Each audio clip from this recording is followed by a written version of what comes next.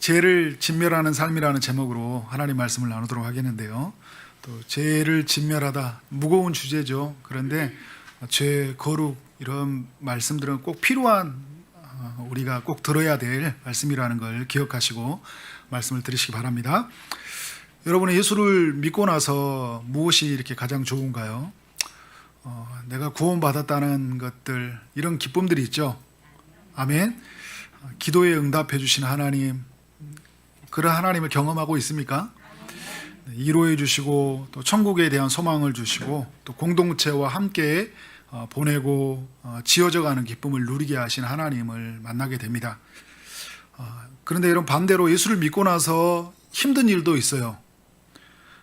어떤 일이에요? 여러분들에게는 예수 믿고 나서 힘든 일들은 행동에 제약이 좀 있죠. 예수 안 믿는 사람들 사이에 살다 보니까 야, 예수 믿는 게 그렇게 생각하냐, 그렇게 행동하냐라는 것 때문에 또 무거운 책임감이 있습니다. 그 책임감을 지켜내기 위한 우리의 힘듦이 있죠.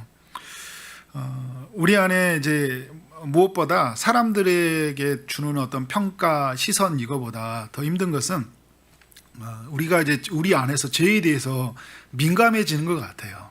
누가 이렇게 보이게 해서 신앙생활을 하는 게 아니잖아요. 우리 안에 우리가 예수님을 믿을 때 성령이 내주하시게 되는데 성령은 이제 죄에 대해서 굉장히 민감하게 하시거든요. 그래서 죄에 대해서 굉장히 우리 안에서 깊은 죄성을 이제 보게 하시는데 하나님을 믿지 못하는 마음들, 또 교만한 마음들, 질투하고 증오하고 탐욕, 또 음욕 이런 마음들로 인해서 전에는 이런 게 별로 죄책감으로 느끼지 못했는데 예수 믿고 나서 보다 보니까 이런 부분에 대해서 굉장한 어떤 죄책감이 많이 찾아온 거예요. 하나님의 사람들, 거듭난 사람들의 특징이라고 할 수 있죠. 이런 게 민감했는데 민감해지지 않았다. 이것도 굉장히 문제가 있어요. 나는 처음부터 이런 것들이 민감하지 않았다. 이분도 조금 이제 한번 점검해 볼 필요가 있어요.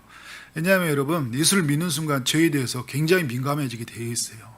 죄에 대해서 우리 안에서 굉장히 거부감이 성령께서 주시거든요. 치열한 우리의 삶 속에서 그 죄와의 싸움이 있어요. 우리 내면에서 또 우리의 삶에서 그런 이제 싸움의 힘든 과정을 겪게 되는데 여호수아서는 우리가 죄와 싸워서 어떻게 정복하고 이겨나가야 될지를 또 알려주는 책이라고 할 수 있어요. 그런 면에서 죄와 관련해서 여호수아를 보면 여러분에게 큰 은혜를 주실 줄 믿습니다. 지난 우리가 2주 동안 이제 여호수아서를 살펴보고 있는데요. 새벽 예배를 포함하면 오늘 이제 13장의 이야기니까 굉장히 이제 여호수아의 이야기를 이제 내일까지로 지나간다 보면 절반까지 볼 수 있는 내용이라고 할 수 있어요. 12장까지는 어떤 내용이에요? 이스라엘이 가나안 땅을 정복하는 이야기고 13장부터 24장까지는 그 정복한 땅을 분배하는 이야기거든요. 오늘 읽었던 11장 26절부터 23절까지는 이스라엘 정복을 요약해 놓은 내용이에요. 16절은 이스라엘이 이제 점령했던 가나안 전체 지역을 말하는데 이스라엘은 가나안 전체에 있는 땅과 평지와 산지를 이제 점령함으로써 가나안의 새로운 주인이 되었다는 것을 알려주고 있어요. 17절은 이스라엘이 가나안 땅에 있는 모든 왕들을 잡아 죽였다고 합니다. 주도권을 완전히 빼앗았다는 거잖아요. 18절에 보면 여호수아가 오랫동안 가나안 모든 왕들과 싸웠다고 합니다. 한 7년이라는 시간이 걸렸는데 왜 신명기에서 왜 이렇게 오랫동안의 시간이 걸렸는지에 대해서 말을 해줘요. 왜냐하면 들짐승이 점령하지 못하도록 전쟁을 빨리 치르면 어떻게 될까요? 이제 빨리빨리 해나가면서 그 지역에 사람들이 이제 진멸하는 전쟁이다 보니까 죽으면 뭐가 들어올까요? 밖에 있는 들짐승, 산짐승들이 이제 성 안에 들어와야 되기 때문에 이런 들어온 것과 이스라엘이 또 다른 싸움이 시작이 되어지는 거예요. 그래서 오랫동안 하나님이 싸움을 하게 하셨다. 그러니까 우리의 시간이 하나님의 시간에 늘 맞춰줘야 돼요. 우리가 조금 왜 이렇게 오래 걸리느냐, 왜 이렇게 빨리 우리 안에서 마무리되지 않느냐라는 것은 하나님의 특별한 보호하심과 특별한 계획이 있다는 것들. 그래서 우리는 늘 하나님의 중심적인 생각을 가지고 우리의 삶을 볼 필요가 있어요. 19절의 말씀을 보니까 기브온 주민 히 족속에는 이스라엘 자손과 하친한 성읍이 하나도 없고 이스라엘 자손이 싸워서 다 점령했다고 합니다. 기브온 주민이 이제 속여서 이제 그 이방 사람들처럼 속였잖아요. 굉장히 허름한 옷을 입고 와가지고 모습으로 초췌한 모습을 가지고 이제 이스라엘에게 자비를 구하게 되는데 여호수아가 하나님께 묻지 않음으로 말미암아 이들과 이제 조약을 맺고 말아요. 여호와의 이름으로. 그래서 여호와의 이름으로 조약을 맺었기 때문에 죽일 수가 없었던 것이죠. 그 이후에는 모든 사람을 살려주었다. 근데 여러분 기브온을 또 살려줌을 통해서 뭘 보여주냐면 가나안 땅에 그래도 살려지는 사람이 있었다. 이런 측면에서 하나를 볼 수 있는 거예요. 좀 이따 더 깊이 살펴보도록 하고요. 20절부터 22절까지의 내용은 이스라엘이 이제 가나안 땅을 어떻게 전쟁을 했는지에 대해서 말을 해주는데 한마디로 말해서 그들을 진멸하여 바쳤다 이야기를 해요. 히브리어로 이제 이 진멸하다를 헤렘이라고 이야기하는데요. 헤렘이라는 것은 이제 바치다, 진멸하다 이런 두 가지 의미를 가지고 있어요. 바치다라는 것은 어떤 제의적 의미, 하나님께 제사와 관련된 의미를 가지고 있거든요. 두 가지가 합쳐서 하나로 그 해석을 한다면 진멸해서 어떻게 한다는 거예요? 하나님께 바친다는 거예요. 진멸하는 것 그 자체가 하나님께 바치는 행동이라는 거예요. 그래서 얻어서 하나님의 성전 앞에 다 갖다 드리는 것이 아니라 진멸해서 가는 것이 이제 왜 그런지에 대해서는 좀 더 다시 한번 또 나눠보고요. 22절에 보니까 하반절에 보면 22절에 보면요. 21절과 22절이네요. 이스라엘이 거인족이었던 아낙 자손을 진멸했다는 또 이야기를 해주고 있어요. 이스라엘의 이제 그들이 진멸했는데 하나도 남기지 않았다. 그런데 22절 하반절에 보니까 가사와 가드와 아스도드에서는 남아 있었다고 해요. 항상 남겨두면 문제가 되는 것 같아요. 가드에서 누가 나타나요? 골리앗이 태어나잖아요. 가드에서 아낙 자손, 거인족이었죠. 나중에 골리앗이라는 사람으로 나타나게 되는데, 그러니까 진멸해야 할 때 우리의 삶에서 완전히 끊어내버려야 되는데 남겨두는 것 때문에 항상 문제가 생기는 것 같아요. 이런 부분을 또 우리 성경이 암시적으로 우리 알려주고 있어요. 나중에 이제 블레셋이 쳐들어왔을 때 이때 이 부분이 해석이 되어지겠죠. 23절은 이제 여호수아가 온 땅을 점령함으로 말미암아 그 땅에 이제 전쟁이 그쳤다. 이런 이야기를 해주고 있습니다. 이제 12장에 보면 여호수아 구체적으로 어떻게 어떤 왕과 어떤 성읍들을 점령했는지를 알려주고 있는 기사라고 할 수 있어요. 가나안 전쟁과 다른 전쟁과 좀 차이가 있어요. 그러니까 일반적인 그런 전쟁들을 보면 영토의 주도권을 빼앗으면요 전쟁이 멈춰요. 그래서 예를 들어서 왕을 죽이거나 황복을 받아내면 전쟁이 그치잖아요. 그런데 가나안 땅은 항복을 받아내는 전쟁이 아니에요. 주도권을 빼앗아오는 전쟁이 아니에요. 어떤 전쟁이에요? 진멸 전쟁이에요. 다 진멸해야지만이 이 가나안 땅을 그 땅을 차지할 수 있고 사는 곳이 바로 그 땅이에요. 말씀해 보면요 하나도 그러니까 호흡이 있는 자는 하나도 살려두지 않았다. 오늘 이제 6장부터 11장 15절까지 이야기가 쭉 흐르는 이야기가 그런 이야기로 흘러가고 있어요. 여리고성이 무너졌을 때 어떻게 했어요? 남자와 여자, 노인, 아이들, 가축들까지 하나도 남기지 않고 모두 진멸해버립니다. 아이성 전투에서 승리한 이후에 그 모든 아이 주민을 죽였다고 하는데 12,000명이 죽었다고 해요. 이후에 아모리 다속 족속들 그리고 가나안 남쪽과 북쪽에 있는 사람들을 진멸하는데 호흡이 있는 자는 하나도 남기지 않았다. 이 말씀을 계속 반복하고 있습니다. 호흡하는 자, 그러니까 사람이든 짐승이든 아이든 어른이든 노인이든 상관없이 다 죽였다는 거예요. 이렇게 뭐 질문이 생길 수 있죠. 꼭 이렇게 진멸해야 되는 건가? 하나님이 사랑이라고 하는데, 그죠? 그래서 예수 안 믿는 사람이 이 부분 때문에 굉장히 시험에 많이 들어요. 초신자들도 하나님이 이렇게 잔인하게 사람들을 진멸해야 되는가, 심판해야 되는가라는 것 때문에 의구심을 갖게 되고 또 시험에 또 들기도 합니다. 남자는 뭐 죽일 수 있다고 봐요. 왜냐하면 이제 군사적인 의미가 있으니까. 근데 여자도 죽이고 노인도 죽이고 아이까지 꼭 그래 가축까지 다 죽일 필요가 있냐라고 질문해 볼 수 있어요. 네, 이렇게 죽여야 돼요. 왜냐하면 하나님이 이것을 지시하였기 때문에. 오늘 말씀에도 여호수아가 20절도 그렇고 23절에도 그러면 모세에게 명령하신 대로 다 행했다고 하거든요. 하나님이 그럼 모세에게 뭘 명령했냐? 신명기 7장과 20장에 보면요, 모세를 통해 가나안 땅에 나중에 들어가게 되면, 신명기는 가나안 땅에 들어오기 전에 모압 평지에서 세 편의 설교를 듣는 이야기잖아요. 그때 모세가 하나님으로부터 어떤 말씀을 듣고 전하게 되냐면, 가나안 땅에 들어갔을 때 성읍을 진멸하는데 불쌍히 여기지도 말래요. 호흡이 있는 자는 하나도 살리지 말고 다 진멸하라. 하나님께 주시는 명령이었어요. 하나님께서 이렇게 명령하실 수밖에 없는 두 가지의 이유가 있는데요. 하나는 뭐냐면 가나안 땅에 있는 사람들이 지은 죄 때문이에요. 레위기 18장에 보면 가나안 땅에 있는 사람들이 어떤 죄를 짓고 사는지를 우리에게 알려주는데요. 크게 두 가지예요. 하나는 성적인 죄가 굉장히 만연해 있었고요. 또 우상 숭배의 죄, 굉장히 극단적인 방법으로 우상을 숭배했던 그런 이제 가나안 족속들이라는 걸 알 수 있어요. 그들이 이제 우상을 숭배하는데 어떻게 숭배했어요? 인신 제사였어요. 자녀를 불에 지나가게 하는, 자녀를 태워 죽여서 어떻게 되는 거예요? 우리의 풍요와 우리 안전을, 나라의 안전을 살렸던 그런 잘못된 사고, 잘못된 인식, 이런 걸로 인해서 어떻게 되는 거예요? 창조의 질서를 깨트려 버리는, 그래 살아갔던 가나안 족속의 사람들이에요. 몰래게 제사를 드렸다, 이런 이야기를 하잖아요. 그리고 이들의 성적인 죄는 얼마나 컸냐면 근친상간의 죄를 소개하고 있어요.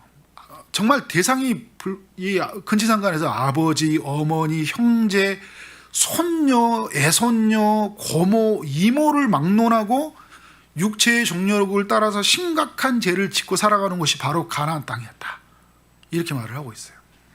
이뿐이 아니에요. 동성애에 대한 죄를 짓고 살았고요, 짐승과도 교합하는 자들이었다. 레위기 18장 24절과 25절을 보니까요, 이 모든 일로 말미암아 가나안 땅이 더럽혀졌다. 그래서 그 악으로 말미암아 그 땅이 스스로 그 주민을 토해낸다고 이야기해요. 그 말은 무슨 말이에요? 그 죄로 말미암아 하나님이 심판하셔서 그들을 다 멸해버리시겠다는 거예요. 이게 이제 레위기 18장에서 나왔던 이야기거든요. 이런 죄들이 그들이 만연해 있었고 그들이 가득 찼기 때문에 하나님이 심판하셨는데, 이것이 갑자기 이르는 심판이 아니에요. 이 심판은 아브라함 때부터 예고되었던 거예요. 그러니까 아브라함 때 창세기 15장 6절에 보면 이스라엘 백성들이 400년 만에, 4대 만에 돌아오게 될 것인데, 그때가 언제냐면 아모리 족속, 이제 가나안 땅 전체를 대표하는 족속이거든요. 소울이 한국을 대표하듯이 아모리 족속의 죄악이 관영할 때, 죄가 가득 찰 때 하나님이 심판하시겠다고 하는 거예요. 그 말은 무슨 말이에요? 이들의 죄가 지금 굉장히 큰데 하나님이 정말 멸절하고 싶지만 아직 죄가 차지 아니하였다. 그 말은 아직 죄가 차지 아니하였다는 이 말 속에는 하나님의 엄청난 메시지가 담겨 있어요. 그 말은 무슨 말이에요? 가득 차서 심판에 이르기 전에 돌아오라는 하나님의 메시지인 거예요. 가나안 땅에 회개할 시간을 몇 년을 주신 거예요? 400년이라는 시간을 주신 것이죠. 여러분, 성경의 인물을 보면 에녹이라는 사람을 아시죠? 에녹이 하나님과 300년을 동행하다가 죽음을 맛보지 않고 이제 하나님 나라로 들어갔는데, 그가 65세 때부터 하나님과 동행했다고 이야기해요. 65세에 어떤 일이 일어났어요? 무두셀라를 낳게 됩니다. 무두셀라가 이름의 뜻이 뭐냐면 그가 죽으면 심판이 온다는 거거든요. 에녹은 무두셀라를 낳으면서 우리 삶의 끝을 본 것 같아요. 이 죄악이 만연한 이곳에 하나님의 심판이 있구나, 무두셀라가 죽을 때. 그래서 이 에녹이라는 사람이 65세까지는 어떻게 살았는지 모르고 65세 이후로부터는 어떻게 살았어요? 하나님과 동행하며 살았다는 거예요. 심판의 그 준엄한 메시지를 가슴에 담고 회개를 이루고 믿음으로 하나님께 살았다는 그런 이야기잖아요. 실제로 이제 무두셀라가 969년을 살았거든요. 가장 오래 살았어요. 가장 오래 살은 이유가 뭘까요? 하나님이 이 세상 사람들에게 돌아올 수 있는 엄청난 시간을 부여해 줬다는 거예요.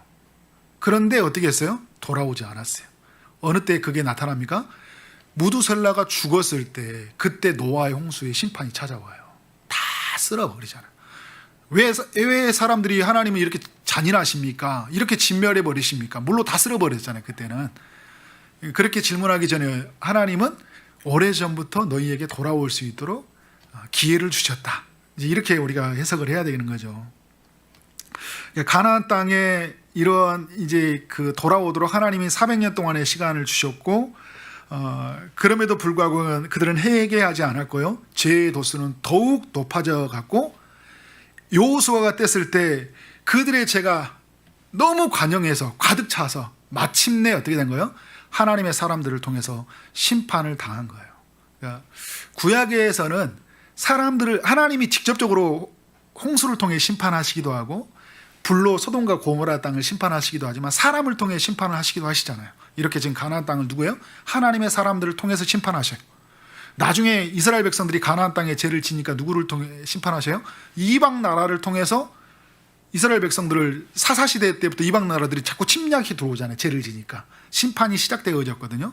마지막에 그 전국의 끝이 누구예요? 아수르가 심판하고 그 다음에 바벨론이 와서 심판해버리잖아요. 고레스란 이런 사람을 통해 하나님의 심판의 도구로 사람을 통해서 하나님이 일을 하시잖아요. 가나안 땅에 그러니까 이 이스라엘 백성들의 그 심판의 도구를 사용하셔가지고 가나안 땅을 심판하신 거예요. 하나님의 준엄한 심판, 오래 참으심과 기다리심 속에서 그런 심판이 일어났던 거죠. 그런데 여러분, 가나안 땅에 모두가 다 멸절된 건 아니에요. 살아남은 사람들이 있었어요. 어떤 사람들이요? 기브온 사람들이 살아남았잖아요. 그들이 여호수아에게 여호와 이름으로 하층 조약을 맺는 것 때문에 살아났어요. 그리고 그 앞에 내용을 보면 2장과 6장에 누가 살아남았어요? 기생 라합이 살아났잖아요. 그녀는 홍해의 물을 마르게 하신 하나님을 믿었어요. 전쟁을 승리하게 하신 하나님을 믿었어요. 가나안 땅의 주인이 하나님이었고 하나님이 이스라엘 백성들에게 준다는 것을 믿었어요. 하늘과 땅에 충만하고 그 모든 만물을 다스리는 하나님을 믿었어요. 그래서 그 믿음을 가지고 어떻게 해요? 이스라엘에서 오는 그 가나안 정탐꾼 2명을 살려주잖아요. 그래서 그녀는 어떻게 되냐면 가나안 사람이었고 기생이었던 그녀가 멸절되지 않고 그녀와 그 가족과 함께 가나안 땅에서 거주하게 되잖아요. 기브온 사람들과 라합 사람들의 차이가 있어요. 기브온 사람들은요 멸절되지 않았지만 어떻게 살았어요? 이스라엘의 종으로 살았어요. 라합은 어떻게 살았어요? 이스라엘과 함께 살았어요. 함께 거하는 백성으로서. 그녀는 이 영광을 누렸고요. 더 큰 영광은 뭐예요? 그녀의 후손을 통해 누가 오십니까? 예수 그리스도가 태어나시잖아요. 엄청난 영광을 누린 거예요. 가나안 여인이었지만 하나님께서 약속 안에 들어오게 하셨어요. 무엇으로? 믿음으로 말미암아. 그래서 가나안 땅은 누가 사는지를 우리에게 보여주고 있는 이야기라고 할 수 있는 거잖아요. 그러면 가나안 땅에 이 라합만 그런 소식이 들려졌던 게 아니에요. 2장 9절에 보면 이제 가나안 땅이 그녀가 그렇게 고백을 해요. 가나안 땅, 이 땅에 있는 모든 주민들이 다 하나님의 관한 소식을 들었다고 이야기를 합니다. 그래서 하나님이 이런 일을 홍해 가운데 그리고 애굽에서 나오신 일들, 아모리 족속 그 2 왕들을 승리했던 이야기들, 이런 전쟁의 모든 승리했던 이야기들을 가나안 땅의 사람들이 다 들었는데 그 하나님을 믿는 사람은 누구였어요? 라합밖에 없었던 거예요.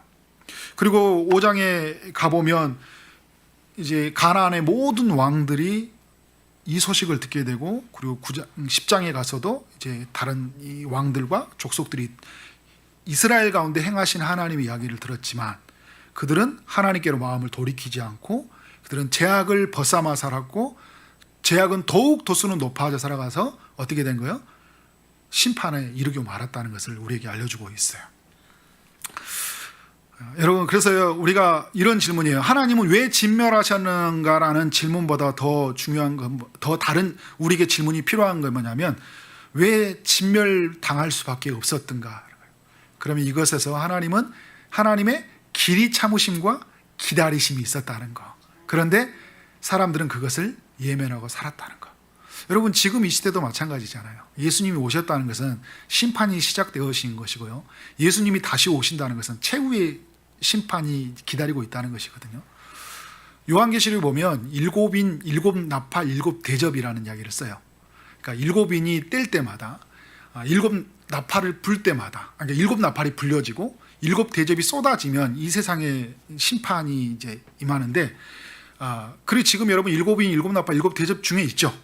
그런데 마지막 인이 안 떼졌고 마지막 나팔이 안 불어졌고 마지막 대접이 안 쏟아져 있어요.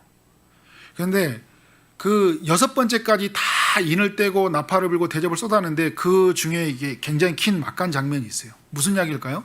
하나님이 마지막 쏟으시기 전에 뭘 하는 거예요? 돌아올 때까지 기다리고 있는 거예요. 이 시대를 보면 어떻게 돼요? 죄가 만연해 있잖아요. 가득하잖아요. 그 어느 때보다 죄가 가득하거든요. 하나님의 기다리심이 있고 참으심이 있다. 우리는 이 메시지를, 이 가나안 땅의 이야기를 통해서 우리의 이 메시지에 귀를 기울이고, 아직 돌아오지 못하는 사람이 있다면 언제 주님이 오셔서 이 세상에 최후의 심판이 있을지 모르는데 우리의 가족들, 우리의 이웃들, 우리의 주변에 있는 사람들에게 회개하고 예수를 믿으라고 외쳐야 된다. 그렇게 살아간 여러분 사람 되시길 원합니다. 여러분, 가나안을 또 멸절할 수밖에 없는 두 번째 이유가 있어요. 그건 뭐냐면요, 이스라엘 백성들이 가나안 땅의 풍습을 본받지 않기 위해서예요. 가나안 땅에 있는 사람들은요, 굉장히 오래된 전통을 가지고 있어요. 역사를 가지고 있어요. 기술을 가지고 있는 나라예요. 애굽만큼은 아니지만 농사를 짓는 거, 자녀를 키우는 거, 교육하는 거, 나라를 어떻게 하면 지키는지에 대해서 오랜 전통과 경험과 역사가 있는 나라예요. 이 모든 중심에는 뭐가 있어요? 우상 숭배가 있어요. 그 대표적인 우상이 어떤 우상이에요? 바알과 아세라 우상이잖아요. 이들이 이 바알과 아세라 우상을 섬겼던 건 뭐냐면, 이것이 풍요와 다산을 주기 때문에, 가져다 준다는 것 때문에, 많은 사람과 풍요를 준다는 것 때문에 이 우상을 섬기고 살았던 그런 족속이거든요. 근데 이 우상 속에 보면요, 성적인 굉장히 심각한 죄가 들어가 있어요. 여기까지 말하지 않아도 여러분 많이 들었을 거예요. 굉장히 그런 어떤 이 성에 관련된 게 굉장히 문란한 이 우상 숭배와 관련된 것들이 있다는 거예요. 여러분, 이게 가나안 땅에 있는 흐르는 분위기예요. 굉장히 역사가 있고 전통이 있고 굉장히 나름대로 실력이 있지만 그 안에 들어가 보면 하나님을 대적하고 하나님이 아닌 다른 것을 신을 섬기는 것 같고, 정말 성적인 아주 오염되어 있는 그런 사고가 팽배해 있는 것이 가나안 땅이에요. 이 속에 만약에 멸절시키지 않고 들어가면 어떤 일이 생길까요? 그대로 따라서 할 수 있는 그 위험성, 그리고 인간의 이 연약함을 하나님은 너무 잘 알고 있어요. 그래서 어떻게 하는 거예요? 멸절시키게 하신 것이잖아요. 신명기 7장 16절에 보면요, 가나안 땅에 있는 죄의 힘이 얼마나 큰지를 말해주는데, 그들을 멸하지 않으면요, 그것이 내게 올무가 될 것이다 그래요. 그러니까 그들을 멸하지 않으면 그것이 너에게 올무가 될 것이다. 그리고 신명기 20장 18절에서 보면요, 가나안 땅을 진멸하지 않게 되면 그들이 우상에 행하는 가증한 일을 본받게 될 것이다. 우상에게 행했던 그 가증한 일들이 있잖아요. 성적으로 문란하고, 그리고 어떻게든 모든 삶의 중심을 우상으로 세워갔던 것처럼 어떻게 한다는 거예요? 그렇게 섬기게 될 것이다. 그래서 어떻게 하냐면 너희는 하나님께 범죄하게 될 것이다, 이렇게 이야기를 하고 있어요.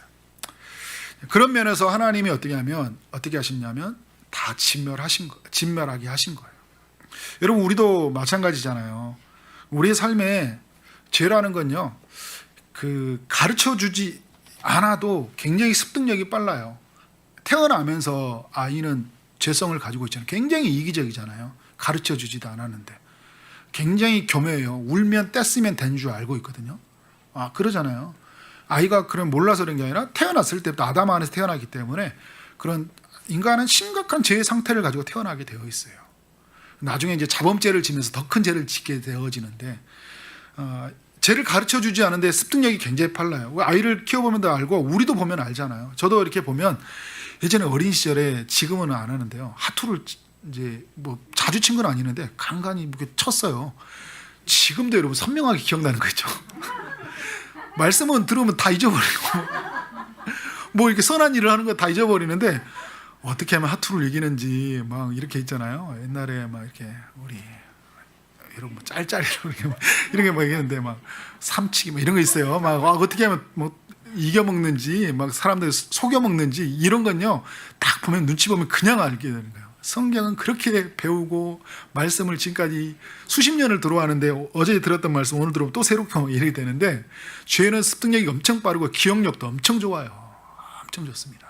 빨리 정리. 우리가 여러분 죄에 대해서 이런 우리인데 어떻게 하고 있어요? 엄청난 영향을 받아요. 죄를 옆에 두게 되면. 그런 면에서 우리의 삶에서 죄를 떠나는 것들은 굉장히 중요해요. 그래서 죄를 우리의 삶에서 멀리하는 것. 저는 그래서 뭐 집에서 이렇게 TV를 안 두는 것들, 뭐 이런 것들도 좋은 뭐 여러분 이것 때문에 뭐 TV 저도 이제 예전에 집에 가서 이것 때문에 TV 선을 잘랐는데 나중에 결국은 다시 이어서 하게 됐지만요. 어떤 죄를 가까이 하게 돼 뭐가 있으면요, 뭐 TV가 죄라는 건 아니에요. 왜냐하면 근데 그것 때문에 하나님과 만나는 시간이 많이 줄어들더라고요. 계속 고민하고 있어요, 요즘에. 이 스마트폰이 굉장히 어느 순간에 스마트폰이 저를 많이 지배하고 있더라고요. 엄청 많이 지배당하고 있는데, 이게 어느 때까지 나를 잡아먹을지 모르겠다, 이런 생각이 들어요. 이 이야기를 들으면 이제 아내가 하나를 잡는 거죠, 이제. 이제 이 스마트폰 볼 때마다 이제 저에게 뭔가를 요구할 텐데. 아무튼 그래요. 이런 우리 환경이 얼마나 우리를 이렇게 우리 연약함을 알기 때문에 죄를 짓게 하는지 모릅니다. 그래서 하나님이 어떻게 하냐면 멸절시켜버려요. 그럼에도 불구하고 아까 이스라엘 백성이 남겨두었다고 하잖아요. 남겨두었던 죄들 여러 또 나중에 보면 나오거든요. 유다 지파가 또 거기서 남겨두었다 이런 성경의 기사들을 계속 이야기를 이제 말하면서 그러면서 그 남겨진 죄가 그들의 어떤 영향을 미치는지 그리고 근본적으로 아담 안에 태어났기 때문에 그들의 안에 있는 죄의 본성이 결국 죄를 짓거든요. 그래서 우리가 복음을 기다릴 수밖에 없었던 것들을 또 이제 한편에서는 보여줘요. 자, 그런 면이 있습니다. 이 두 가지 이유가 있었던 거예요. 하나님이 심판하실 수밖에 없었던 것, 그리고 이스라엘이 가나안의 풍습을 따르지 않기 위해서. 그러면 이 가나안 땅의 진멸의 이야기를 우리 시대로 가지고 와서 오늘 우리의 삶으로 가지고 와서 어떻게 적용해 볼 수 있냐는 거예요. 죄를 지은 사람을 다 죽이라는 거예요? 이거를 여러분 잘못 적용하는 사람들이 있었다니까요. 지금도 있어요. 극단주의자들이 있어요. 여러분 중세 때 십자군 전쟁과 같은 게 그런 사람들이잖아요. 죄를 지은 사람들을 진멸해버리잖아요. 죽여버리거든요, 그냥.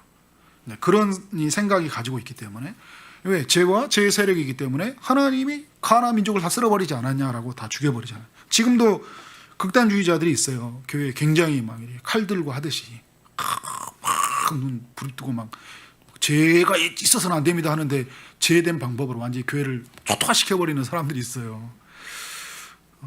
저는 오늘 우리 신약의 시대의 사람들한테 중요한 해석이 필요하다고 생각이 드는데요. 죄인을 멸하실 수 있는 분은 하나님밖에 없다. 삼위 하나님밖에 없어요. 구약의 백성들을 왜 멸했어요? 제가 아까 말했죠. 하나님이 구약일 때는 하나님이 직접 심판하시기도 하고 사람을 통해서 심판을 하셨다고요. 그래서 하나님의 백성들이 심판하실 때 출애굽기에 보면 레위지파가 심판의 도구가 되잖아요. 우상 숭배하는 자기 백성을 죽이잖아요. 모압에서도 죽이고 시내산에서 죽이거든요. 사람을 통해서 이렇게 심판을 하셨어요. 가나안 사람들은 죽이잖아요. 그런데 지금 이 시대는 우리의 삶에서 어떻게 해석해야 되냐면 예수님이 오셨잖아요. 예수님이 어떻게 오셨어요? 죄의 세력을 진멸하기 위해서 오셨어요. 예수님이 오셨다는 것은 예수님 오셔서 죄의 세력을 진멸하실 때 어떻게 하셨어요? 사람들 죄 지은 사람 다 죽여버렸나요? 그렇게 죽이지 않았어요. 예수님은 칼이 아닌 말씀의 검으로 하나님 말씀을 선포했고요. 죽이는 것이 아니라 자신이 대신 죽는 것으로 사람들을 살리는 방법을 선택하셨어요. 그죠? 예수님이. 그러니까 신약의 눈으로 우리가 바라볼 필요가 있어요. 자, 대표적인 이야기가 이제 간음한 여인이에요.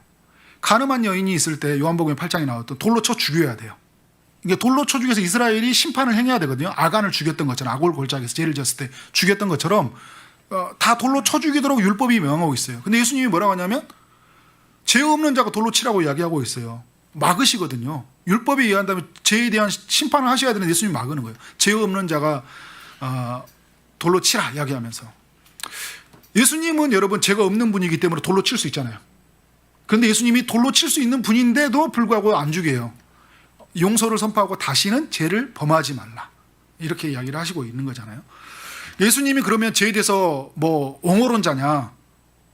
그래서 죄에 대해서 이렇게 뭔가 이렇게 타협하는 분이었냐? 아니죠. 여러분, 사복음서를 통해서 예수님이 알려주신 모습, 죄에 대해서 굉장히 단호합니다. 회개하라 독사의 자식들아 하면서 그 죄에 대해서 굉장히 책망을 해요. 그리고 회개하고 돌아오라는 메시지를 굉장히 가감 없이 여지없이 그 사람들에게 모든 사람들에게 여과 없이 다 선포하는, 하나님의 말씀을 선포하는 모습을 보여줄 수 있어요.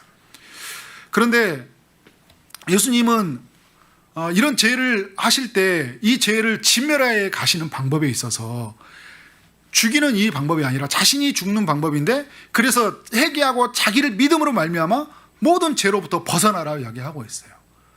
근본적인 예수님은 뭐로부터 우리에게 도전하고 있냐면, 죄를 짓게 하는 모든 죄의 세력, 우리를 붙잡고 있는 그 사단의 권세로부터 벗어나게 하시고, 그리고 우리에게 오시는 그 성령을 의지하여서 날마다 죄로부터 승리하도록 하나님께서 그 길을 열어놓으신 것이잖아요. 우리 신약의 백성들에게는 이러한 깨달음과 이런 도전이 필요해요. 그래서 여러분, 우리가 죄를 진멸한다고 함부로 칼을 들어서는 안 돼요. 우리가 다른 사람들에 대해서 어떤 사람들을 보고 났을 때 저 사람의 행동과 어떤 여러 가지를 보고 함부로 정죄하고 판단하고, 그래서 그 사람에게 어떤 단두대에 올려서 죽이는 일들을 해서는 안 된다. 오직 심판을 행하실 수밖에 없는 예수님이셨고, 그리고 그 예수님은 죽음으로 말미암아 그 모든 죄를 멸하시도록 하셨고, 결국 마지막에 그 예수님의 죽음을 받아들이지 않은 자는 이제 최후의 심판을 맞이하게 되는 것이잖아요. 그래서 심판을 누구에게 맡기는 거예요? 하나님께 맡기는 거예요. 우리가 하는 건 뭐냐면, 이 가나안 땅의 그 진멸의 이야기를 보면서 우리는 뭘 생각해야 되냐면, 우리 안에 결국은 가나안의 진멸이라는 것은 죄에 관한 진멸이거든요. 우리는 그 부분에 대한 것들을 적용이 필요한 거예요.